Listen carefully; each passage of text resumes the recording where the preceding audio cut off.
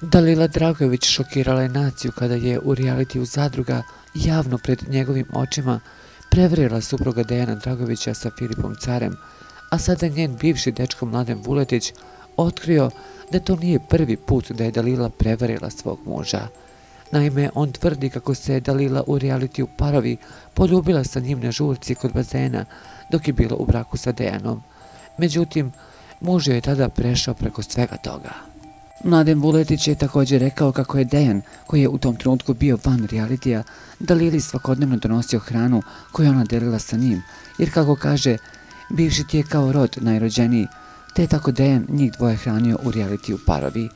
Inače, nakon što je video kako njegova žena ima intimne odnose sa Filipom Carem, Dejan Dragojević je zatražio javno papire za razvod braka na bini Zadrugovizije, zbog čega je njegova supruga crvenela u backstage-u. Na čijoj ste vi strani? Na Dalilinoj ili Dejanovoj? Pišite u komentarima.